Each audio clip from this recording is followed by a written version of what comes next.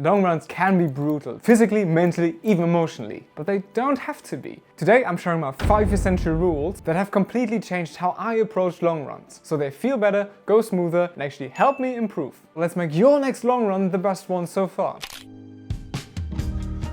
Long runs aren't just run for a long time and hope for the best. You need a plan. Know your distance, know your pace, know the exact route, and have a proper fueling strategy before you start. If you're guessing, you're gambling, and long runs are too important to be gambling. Most people wait way too long before they start consuming their carbs intra workout. And most people also don't fuel properly pre-workout. Before starting your run, you should have a solid meal within your stomach in order to fuel a large portion of your session. What you eat prior is the most important thing, but even then, having a longer duration session, it does make sense to eat gel, some Haribo, or whatever capsules you prefer every 30 to 40 minutes. The biggest mistake is waiting with the carb fueling till the point where you feel like it's necessary, because well, that's too late. The carbs do take a while to get absorbed, which means your engine's gonna run low on energy and you're gonna feel, well, not the best.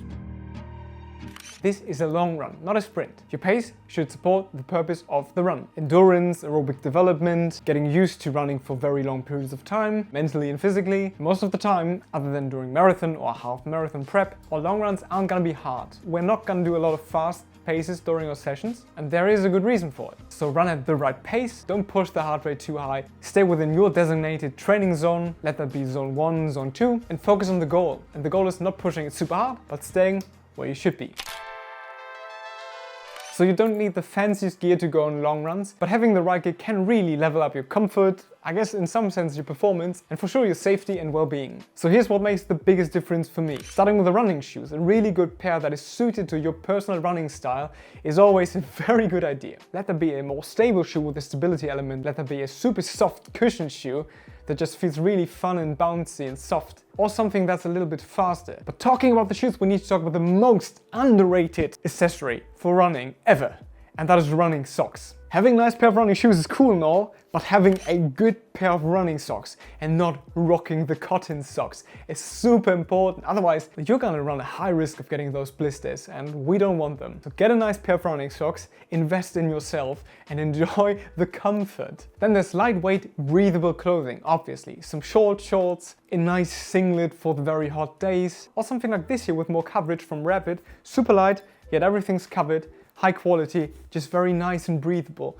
These things make a difference in terms of comfort, in terms of not overheating and shielding yourself off from the sun. Then there's a solid hydration solution. Let it be handheld, which I'd say isn't the most ideal thing. I've done this in the past and I still do sometimes, but having a soft flask or a bottle in your hand can be kind of annoying after a while, and especially for newer runners, this can really skew with your running form because you're focused on holding the bottle. One side gets really heavy and then you're focusing on that instead of your running form itself. So a better way of doing this is actually something like a running vest, where in most cases you can place 2 water flasks on your chest and have 2 free hands, which is always a nice thing. Or what I personally really prefer, because the vest makes me feel very constricted and heavy, is a running belt. I just bought one a couple of weeks ago from Naked. It can easily store up to 3 flasks, fits really nice and tight around my waist. There's no wobblage, there's no water bottles flying out, there's enough storage space for everything that I need, and it doesn't bother me at all. In my personal case, I really prefer wearing a running belt. I guess in some cases having a vest on can be beneficial because there's just so much more storage in the bag,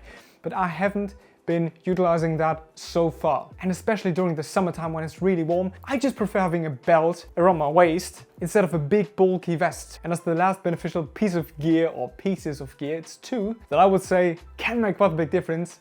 We have the GPS watch, which does make quite a big difference, especially if trying to run new routes. You can just plan everything in this watch, have a route on here with a map, and then just look on it, and it's like, beep, go to the left, beep, go to the right. It's incredible. Technology can be very helpful, but does have its price. And on top of that, you can track how many kilometers you already run, and it can give you your heart rate. Which brings us to the next piece of equipment, the heart rate monitor. So these two combined do make quite a big difference when you are really focused on tracking your heart rate, which especially with longer workouts can be a great tool if you're trying to keep your heart rate at a relatively low and steady level. You don't have to spend a fortune, but investing in gear that supports you makes long runs much more fun and something that you actually look forward to, and not just something that you need to survive.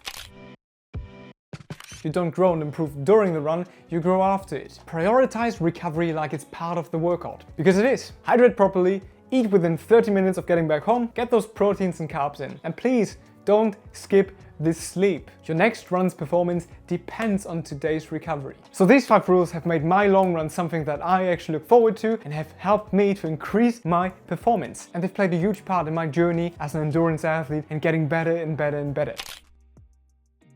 I want to help hybrid athletes and runners get stronger, fitter, more enduring, have fun during their sessions, and just have the progress. Have the progress without all of the pain. And if you like that mission and this video motivated you, I really appreciate you being part of this whole thing and following me along. So if you enjoyed the video, please feel free to leave a like and subscribe. And if there's anything on your mind, any questions whatsoever, feel free to comment them below. And as always, thank you guys for watching and see you for next week's video.